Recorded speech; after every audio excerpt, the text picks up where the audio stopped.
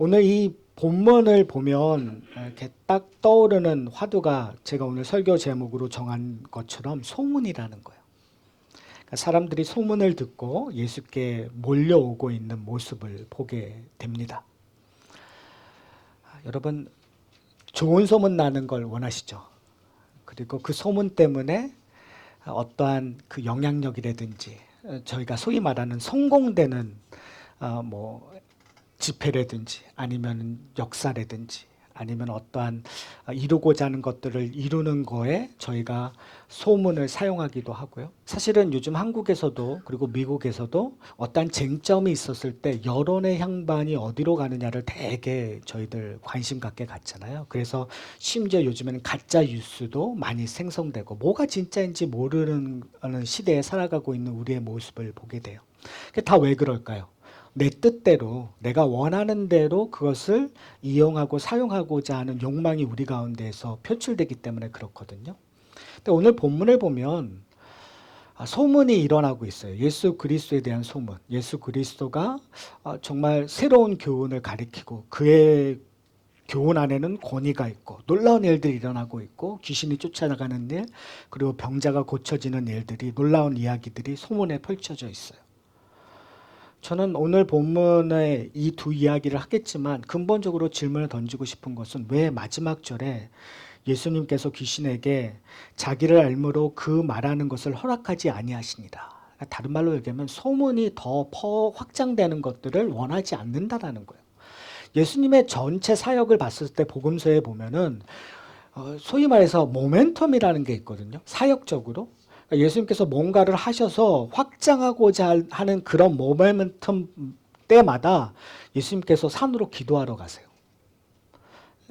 되게 이상하거든요. 우리가 생각하는 상식선에서 무슨 일을 할 때 그런 원동력이라든지 추진력이라든지 그리고 그것들을 광고하고 그것들을 소름에서 여론선동을 해서 그걸 성공하는 것이 목적인 것처럼 그것을 잘하고 있는 것처럼 배워왔던 우리들에게는 복음서가 상당히 당혹스러워요. 여러분 그런 생각 안 해보셨어요? 마태복음 8장에 기록되어 있고요. 누가복음 4장에 이 본문이 기록되어 있어요. 근데 이 본문들이 다 각기 약간씩 틀려요. 그리고 예수님의 생애의 그 위치가 약간씩 또 틀려요. 그러니까 마가가 이야기하고자 하는 의도성이 있는 거고요. 누가가 이야기하고는 의도성이 있고 마태가 이야기하고는 의도성이 있단 말이에요. 그러니까 그 의도성이 무엇인지, 그러니까 성령 하나님께서 저희들에게 이 복음서를 각본을 줬을 때 우리에게 바라보는 관점, 의도성을 찾았을 때 이 말씀의 풍요로움을 저희가 이해할 수 있을 것 같아요. 소문이 펼쳐져야 되는데 소문은 확장돼야 되는데 예수님께서 이 모든 일을 하시면서 그 소문을 자제시키는 일들 그러니까 왜 그렇게 하셨는가를 오늘 이 하나하나 살펴보면서 좀 찾아보기를 소원합니다. 오늘 본문의 시작은 이렇게 얘기해요. 그들이 가버나움에 들어가니라. 예수께서 곧 안식일에 회당에 들어가서 가르치시매. 그래서 이제 갈릴리 사역 가운데 가버나움이라는 동네에 들어가셔서 회당에서 안식일 날 말씀을 가르치는 일들이 일어나요. 근데 이 말씀을 가르쳤을 때 사람들의 반응이 뭐냐면 그 가르치는 것이 권위 있는 자와 같고 서기관들과 같지 않다라고 얘기해요. 서기관들은 이사야서를 얘기하지 않았을까요? 아니에요. 이사야서를 펼치고 율법에 대해서 설명을 하겠죠. 아주 간단히 얘기하면 똑같은 얘기를 했었을 거예요. 근데 지금 이 이야기를 듣는 사람들의 입장에서는 예수님이 얘기하시는 것과 서기관들이 얘기하는 것들이 틀리다고 느꼈던 거예요. 왜 그랬을까요? 서기관들이 얘기했었던 내용들이 하나님의 말씀임에도 불구하고 그들의 말이 능력이 없다고 느꼈었던 이유는 그들의 삶 속에서 하나님의 말씀이 온전히 전해지지 않았다라는 거예요. 그것이 어떤 우리가 추측은 할 수 있어요. 왜 그러냐면 지금 의도적으로 교훈과 새 교훈을 비교하고 있어요. 그러니까 바울의 용어로 얘기하면 옛 율법과 새 율법, 옛 계명과 새 계명을 비교하고자 하는 거죠. 그러면 옛 계명, 옛 율법은 무엇인가? 어떻게 보면은 완성되지 않는 것들, 어떻게 보면 행위적인 요구들로 끊임없이 얘기했던 거죠. 이제 이스라엘 역사를 보면 제2성전이 지어지고 나서부터 이 율법주의, 에스라를 통해서 체계화되고 있는 이 율법주의를 되게 강조하거든요. 그래서 율법을 하는데 안식일을 지키는 한 그 계명만도 수도 없는 관례와 규칙들로 재생산되었어요. 왜? 뭘 하기 위해서? 안식일을 잘 지키기 위해서. 우리 애들에게 확실하게 요구하죠. 당신 이거 하면 되고 이거 하면 안 됩니다. 교회 안에서 이렇게 행동해야 됩니다. 여러분 헌금할 땐 이렇게 해야 되고 교회 봉사는 이렇게 해야 되고 식기도는 어떻게 해야 되고 성경을 얼만큼 읽어야 되고 자꾸 믿음이라는 것들을 행위적인 기반, 율법적인 기반으로 우리에게 제시해요. 어떻게 보면은 지금 서기관들은 그렇게 충실하게 했음에도 불구하고 사람들은 거기에 권위를 느끼지 못했다라는 거예요. 어떻게 보면 현대를 살아가는 교회에 지금 뭐 한국 교회든 미국 교회든 힘이 없다고 생각했을 때 교회 안에서 성경이 이야기되고 있지 않느냐? 전 그렇게 보지 않아요. 우리의 골수를 쪼개는 세상에 하나님의 나라의 능력을 전달할 만큼 우리의 삶 속에서 공동체적이든 개인적이든 그것들이 일어나고 있느냐. 그것이 우리가 던져야 될 질문인 것 같아요. 근데 예수님은 그 말씀 하나에 힘이 있었다는 걸 사람들은 알았어요. 너무 재밌는 건 뭐냐면 정말 알아서 안 걸까요? 저는 여기서 아는 건 알아서 아는 게 아니라 그냥 느낌이에요. 그냥 느낌으로 알았다는 거죠. 그러니까 이게 되게 무서운 게 느낌으로 어떻게 해서 아냐라는 거예요. 그것은 성경 전체로 봤었을 때 딱 한 가지 이유밖에 없어요. 예수님께서 하나님의 아들로 이 땅에 오셨고 그리고 하나님의 아들로의 권위로 지금 이사야서를 읽고 있고 그것을 해석해서 전달하기 때문에 사람들이 예수님에 대해서 제대로 인지하지 않고 있음에도 불구하고 그냥 뭔가 틀려. 뭔가 능력이 있어라고 반응할 수밖에 없다라는 거죠. 이게 참 어려운 부분인 것 같아요.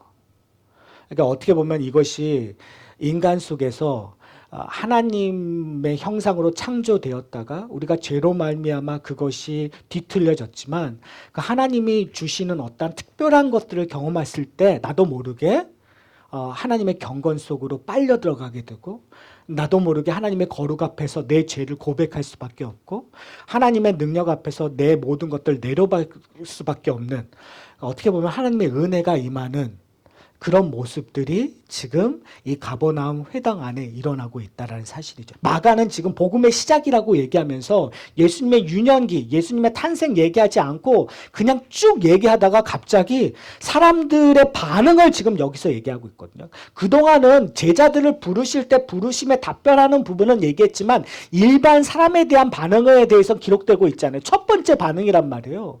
근데 그 반응 자체가 전혀 그러니까 그 원인과 결과가 다르게 움직이고 있어요.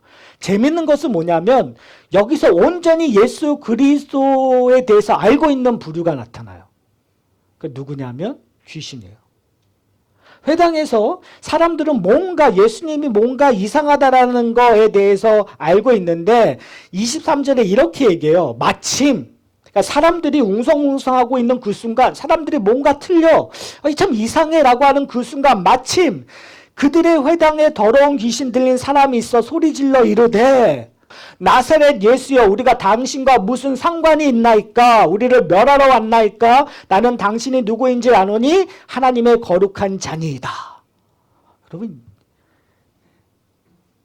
이 상황 한번 잘 생각해 보세요. 여러분이 회당 안에 있는데 예수님이 나타나서 설교를 하는데 뭔가 이상한 거예요. 나도 모르게. 좀 틀린 얘기를 하네. 뭔가 좀 다르네. 근데 갑자기 어떤 사람이 퍽 일어나더니만 당신은 하나님의 거룩한 자니다라고 얘기해요. 여러분 어땠을까요? 병고치고 귀신 쫓는 일들은 지금 의도적으로 마가는 예수님이 가르치는 교훈과 연관성을 갖고 있는 거예요. 이게 되게 중요한데 그러니까 왜 마가는 우리에게 회당에서 가리키는 예수님의 말씀, 교훈과 지금 일어나고 있는 기적과 연관성을 가지고 맺게 할까요? 그것은 예수님께서 가르치는 내용 때문에 그래요. 여러분, 예수님께서 가르치는 내용들이 뭘까요? 하나님의 나라에 관한 거죠. 메시아가 오신 거, 메시아에 대한 예언들이 예수 그리스도로 말미암아 이루어졌다는 내용들을 이야기하려고 해요. 성경에서 나왔던 인용한 성경 구절이 나오는데요. 그것이 이사야서 61장이에요. 그러니까 귀신을 쫓는 사건을 지금 예수님은 어떠한 말씀에 근거하여 이 일들을 하고 있는가를 보면 이 내용이 무엇을 이야기하는지 저희가 알 수 있을 것 같아요. 이사야서 61장 1절을 보면 이렇게 얘기하고 있어요. 제가 읽어드릴게요. 하나님의 말씀입니다. 주 여호와의 영이 내게 내리셨으니 이는 여호와께서 내게 기름을 부으사 가난한 자에게 아름다운 소식을 전하게 하려 하심이라. 나를 보내사 마음이 상한 자를 고치며 포로된 자에게 자유를, 갇힌 자에게 노임을 선포하며 여호와의 은혜의 해와 우리 하나님의 보복의 날을 선포하여 모든 슬픈 자를 위로하되 라고 얘기하고 있어요. 지금 61장에서 얘기하고 있는 메시아가 올 텐데 메시아가 오는 걸 어떻게 하느냐? 주 여호와의 영이 그 메시아에게 내릴 것이다. 그리고 기름 바름을 받을 것이다 라고 얘기해요. 귀신에게 갇혔던 자, 귀신에게 포로된 자를 향하여 귀신을 쫓는 일들을 통하여 뭘 얘기하고 있는 거예요? 예수 그리스도가 하나님의 아들이심을, 메시아이심을 증거하는 거잖아요. 그러니까 이것은 뭐와 항상 동일하게 가냐면 하나님의 말씀의 선포. 왜 말씀을 선포하는 거예요? 그 말씀의 의도성, 말씀이 왜 주어졌는지, 말씀의 목적, 말씀의 결과가 무엇인지 알게 하려고요. 그러니까 이 귀신 쫓는 일들이 그냥 예수님의 능력을 자랑하기 위해서 보여지는 것이 아니라 어떤 인간의 필요에 의해서 귀신이 쫓아지는 것이 아니라 무엇을 위하여 이루어지는 거라고요? 하나님의 말씀이 이루어지기 위하여. 포로된 자에게 자유를 주기 위하여, 갇힌 자에게 노임을 주기 위하여 지금 귀신 쫓는 일들이 일어난다는 거예요. 자, 그렇다면 우리의 인생 속에서 내가 지금 병고침을 당하거나 내가 지금 어려움 속에서 평안을 얻는 일들은 나의 유익을 위하여 준다고 이해할 수도 있겠지만 더 하나님이 우리를 자녀로 부르셨을 때 뭘 원하시는 걸까요? 하나님의 나라가 내 인생 속에서 지금 임하고 있다라는 거. 내가 하나님의 자녀이고 내가 메시아이신 예수 그리스도에게 속해 있는 존재라는 것을 내 삶 속에서 끊임없이 경험하는 거란 말이에요. 그러면 우리의 일상이 풍요로워지지 않을까요? 우리가 가끔 이런 고백을 하면 저희가 칙하고 웃을 때가 있어요. 뭐 어떤 분이 이래요. 가게에서 열심히 일을 하는데 너무너무 더운 거예요.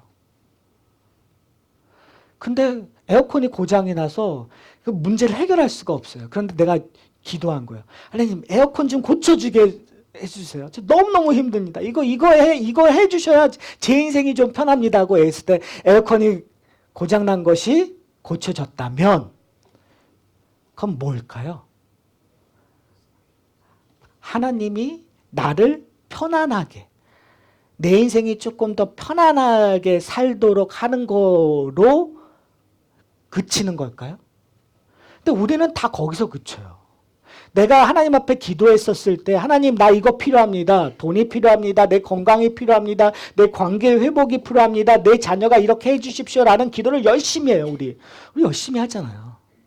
그러면 그 열심한 기도를 하나님께서 들어주셔요. 그러면 우리가 들어주신 거에 대해서 항상 감사를 하고 그것을 즐기는데 우린 거기까지만이란 말이에요. 근데 성경에서 원하는 건 뭐냐면 너희가 이루어지는 것, 너의 모든 것들이 해결되고 너의 간구가 해결되는 것, 그것은 결국은 우리의 삶 속에서 뭐가 이루어졌다는 것을 경험하기 위함이에요. 하나님의 다스림이 이루어졌다는 걸 경험하는 거예요. 그러니까 문제가 뭐냐면 내 문제가 해결됐다는 것으로 기뻐하는 것 자체는 반만 아는 거예요. 아니, 반의 반도 모르는 거예요. 아니, 1%도 모르는 거예요. 왜요? 하나님의 나라의 다스림, 그리스도가 나의 구주가 되시는 것, 그것이 너무너무 거대하고 위대하니까요. 사실은 마가복음도 그렇고 복음서에도 예수님의 기적들이 수도 없이 많이 기록되어 있어요. 똑같은 원리예요. 근데 그것을 인간들은 잘 몰라요.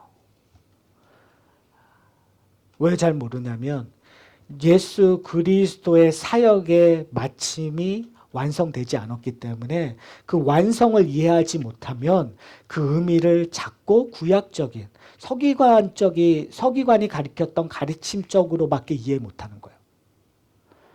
그 말은 뭐냐면 지금 하나님께서 축복해 주셨으니까 나 지금 기뻐. 그거예요. 그러니까 지금 우리가 예수님께서 십자가에 달려 죽으시고 부활하신 2000년 후에 복음의 완성을 올바로 기억한 사람들이 아직도 옛 계명처럼 옛 원리처럼 인식하고 경험하고 고백하면 뭔가 잘못되고 있는 거겠죠.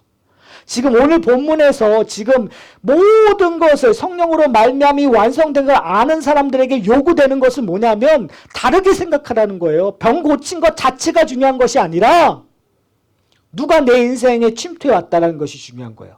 하나님이신 예수 그리스도가 내 인생에 침투해 줬다는 것이 중요한 거예요. 내가 지금 조금 더 에어컨이 켜진 거나 아니면은 말썽 부리는 커스터머가 뭐 성격이 변해가지고 나한테 잘해준다는 건 조금 너무 큰 거니까 차라리 나를 괴롭던 커스터머가 안 왔어. 안 오는 게 편해. 돈 안 벌어도 되니까 안 오도 편해. 이런 식으로 많이 얘기들 하시잖아요. 그러면 안 왔어.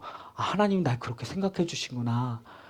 라고 그냥 하는 것이 아니라 그것보다 더 큰 의미가 있다는 거예요. 성도들은 그걸로 만족하는 것이 아니라 만약에 다른 의미로 온다면 내가 발견하고 내가 기도해야 되는 내용과 항목들이 점점 바꿔져 버린단 말이에요. 나 중심적인 것이 아니라. 그래서 그 다음에 시몬의 장모를 고치는 사건이요. 아주 간단해요. 그냥 찾아갔는데 열병이 났는데 예수님께 손을 얹으니까 나버렸어요. 근데 더 재밌는 건 어디로 끌고 갔냐면 지금 마가가 그 이야기를 듣고 소문이 퍼졌는데 소문이 퍼져서 모든 사람이 온 갈릴리 사람들의 병자들이 지금 시몬의 집 앞으로 다 모인 거예요. 그리고 예수님께서 그들을 고치시고 귀신을 쫓았다고 얘기를 해요. 마가는 이 부분을 너무 쉽게 얘기하고 있는데 제가 앞에 얘기했던 것과 연관이 되어서 마태복음 8장에 가면은 장모를 고치는 사건이 나오는데 바로 거기에도 마지막 부분에 예수님께서 인용하시는 게 있어요. 그것이 이사야서 53장 4절을 인용하시면서 마태복음 8장 17절에 대한 이야기를 이렇게 얘기해요. 마태복음 8장 17절을 보면 저희가 한번 마태복음 8장을 가볼게요. 왜냐하면 마태복음 8장에서는 조금 더 그 장모의 고침을 이야기하는데요. 저는 마태복음 8장 17절이 이게 상당히 저희가 정말 다시 한번 되새김해서 이 말씀을 잘 이해하시는 게 오늘 설교의 되게 중요한 포인트인 것 같아요. 16절서부터 제가 읽을게요. 저물매, 똑같은 상황이에요. 저물매, 사람들이 귀신 들린 자를 많이 데려오고 예수께 오거늘 예수께서 말씀으로 귀신을 쫓아내시고 병든 자를 다 고치시니 지금 오늘 마가복음에 있었던 얘기와 똑같은 일들을 지금 마태복음의 저자는 마태는 이야기를 하고 있어요. 그리고 나서 성경 구절 한 구절을 인용하여서 이렇게 말씀하셨다고 얘기해요. 이는 그러니까 마태가 해석하고 있는 거예요. 이는 선지자 이사야를 통하여 하신 말씀에 우리의 연약한 것을 친히 담당하시고 병을 짊어지셨도다 함이 이루려 하심이니라. 지금 마태가 성령의 감동으로 우리에게 해석해주고 있는 거예요. 이 일들을 보고 뭐가 이루어졌다고요? 이사야서 53장 4절에서 얘기했던 우리의 연약한 것을 친히 담당하셨다. 누가? 메시아 그리스도께서 우리의 연약함을, 우리의 병든 거, 우리의 귀신 들린 걸 연약함을. 그런데 이사야 53장이 어떤 장이죠? 고난받는 어린 양에 대한 이야기예요. 저희가 많이 알고죠. 예수님께서 우리의 고통, 우리의 질고, 우리의 어려움을 짊어지시고 어디로 향하신다고요? 십자가로 향하는. 여러분, 지난주에 제자로 부르심에 대한 이야기를 했었어요. 내 제자를 부르심을 했었을 때 예수님께서 뭐라고 했죠? 내가 너를 사람 낚는 어부로 만들어주신다. 여러분, 사람 낚는 어부라는 의미가 뭘까요? 저희가 생각하면 사람 낚는 어부, 여러분 사람 낚으셨어요? 여러분 사람 낚아 보셨어요? 그럼 무슨 꼭 사기치는 것 같아요. 사람 낚고. 근데 이거를 그냥 우리 그냥 종교적인 기독교적인 용어로 얘기하면 제가 이렇게 해석해서 질문을 하면 여러분 전도하셨어요? 전도해 보셨어요? 전도 몇 명 하셨어요? 1명, 2명? 지금 이거를 내가 너를 사랑 남는 어부로 만들겠다라는 이야기를 하면 우리의 가장 중요한 것은 내가 그리스도인 되어서 내가 몇 명 전도했느냐를 여러분 심각하게 고민하셔야 돼요.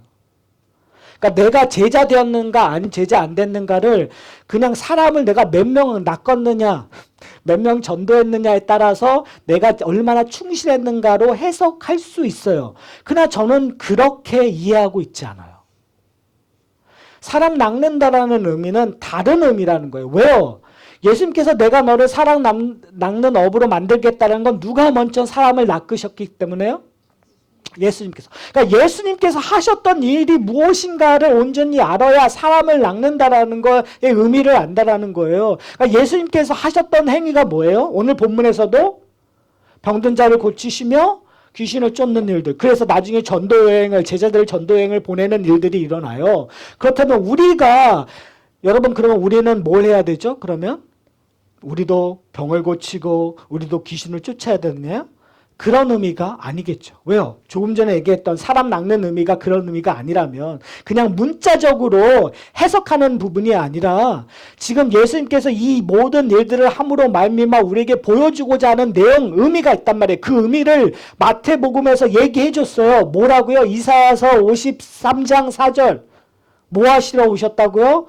우리의 연약함을 감당하시러 이사야서 53장 전체에서 그 감당하기 위하여 뭘 하셨다고요? 우리의 고통을, 우리의 어려움을 다 감당하셨다는 거예요. 부르심을 얘기했었을 때에도 그 세례를 받으시러 오실 때에도 예수님께서 가셨던 곳 장소가 어디였다고 얘기했죠? 갈릴리 나사렛.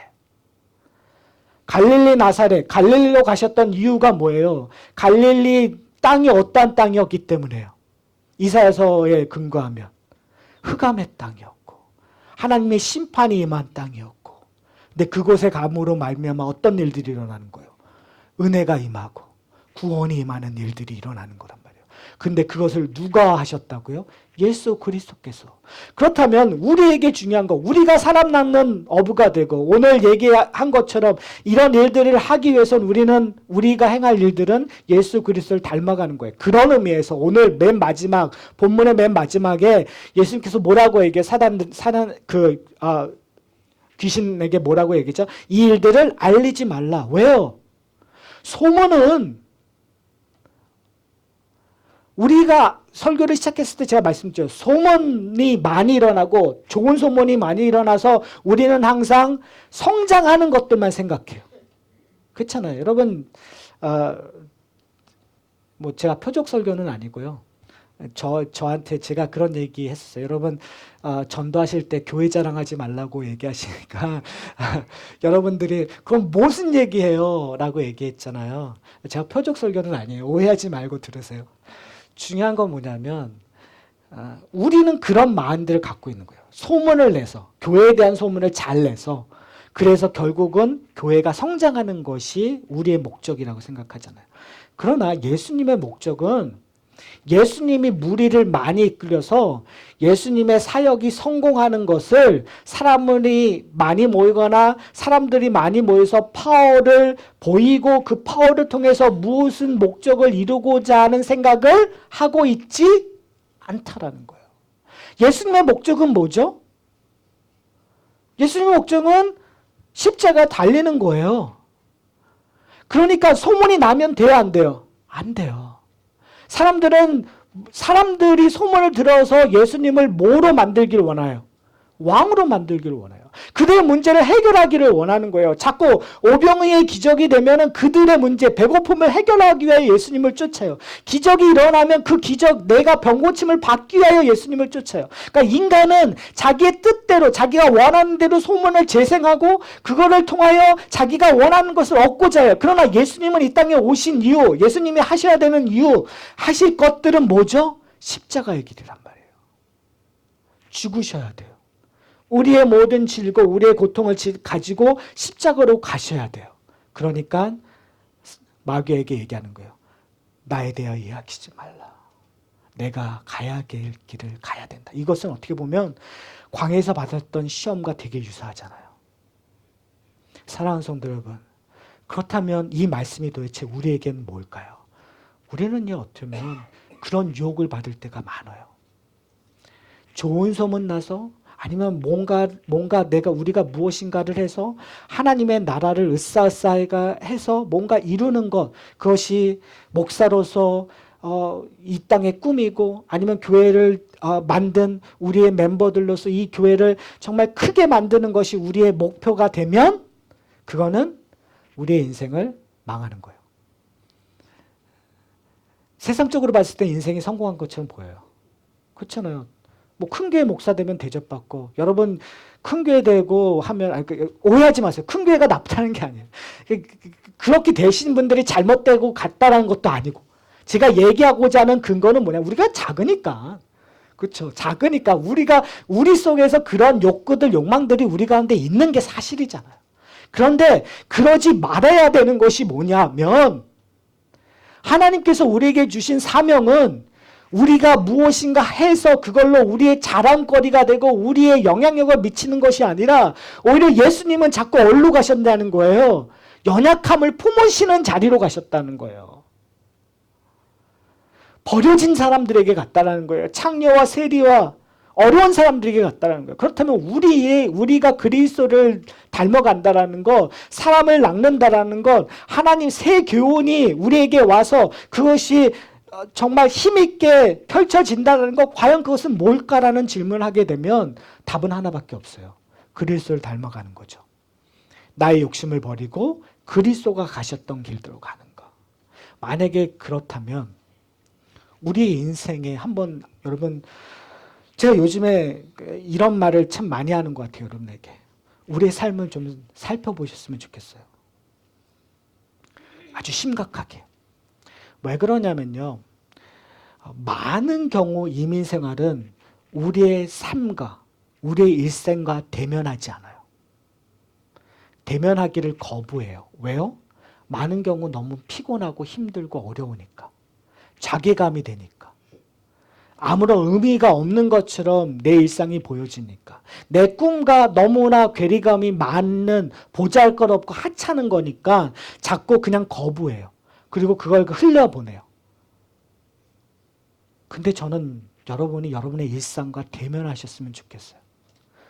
내가 매일 만나는, 내가 아침 7시서부터 해야 되는 일들, 내가 정말 일불 하나 벌기 위해서 내가 이런 일들을 해야 되는 그런 모습들 하나하나 다 대면하셨으면 좋겠어요. 왜요? 그곳이 바로 예수 그리스도가 우리의 연약함을 품고 계시는 곳이기 때문에. 은혜는 바로 거기에 있는 거예요, 여러분. 내가 뭔가 교회 와서 좋은 옷 입고 거룩한 척하고 정말 하나님 앞에 생색내면서 무엇인가 하고 있을 때 하나님의 은혜가 임하는 곳이 아니라, 어떻게 보면 이 예배에서만 은혜가 임하는 것이 아니라 여러분 가장 큰 은혜가 임하는 것은 여러분의 일상이에요. 여러분이 가장, 이 말하기가 참 불편하지만 가장 나약해진 그 상황, 가장 인간적인 모습이 보여지는 그 순간, 욱해가지고 그냥 하고 얘기하는 그 순간, 내 감정을 추스리지 못하는 그 순간, 내가 누군가를 지독하게 미워하고 내가 나하고 아무런 상관이 없는 그 모든 사람들을 피부 색깔만으로도 그 사람들을 정죄하는 그 순간 예수님께서 우리와 함께 하신다는 거. 나의 부족함, 나의 연약함을 품고 계신다는 거. 여러분, 그게 은혜가 아닐까요? 마태는 그걸 봤어요. 마가도 그걸 봤고요. 누가도 봤고요. 요한도 봤고요. 그래서 우리에게 얘기하고 있는 거예요. 예수 그리스도가 가신 곳, 그 길을 보십시오. 그리고 우리가 그곳에서 만났기 때문에 우리도 그 길을 가야 되는 거예요. 은혜는요, 내리사랑이에요. 여러분, 가장 좋은 곳에서 여러분이 은혜를 누렸다면 여러분 가장 좋은 곳으로 은혜를 표현할 수밖에 없어요. 하나님, 내가 이렇게 부자 돼서 하나님 은혜스러워요. 하나님, 우리 아들이 너무너무 좋은 학교 가고 너무너무 잘 돼서 은혜를 누려요. 여러분, 하나님 정말 저는 약 필요 없이 너무너무 건강해서 은혜를 누려요. 우리의 가족은 걱정할 거 하나도 없어서 은혜를 누려요. 너무 좋아요. 근데 여러분, 그거를 쉐어할 수 있는 친구 있으세요? 인간이 얼마나 연약하고 악한지 아세요? 친구임에도 그런 얘기만 계속 들으면 그 친구 싫어져요. 제가 그러나요? 그런데 내가 힘들고 어려울 때 옆에 와서 내 인생에 거친 것들 때문에 그냥 손 잡아주는 그것. 아, 저 사람 인생이 내 인생과 마주치는구나 라고 했었을 때 은혜는 내리 흘렸다니까요.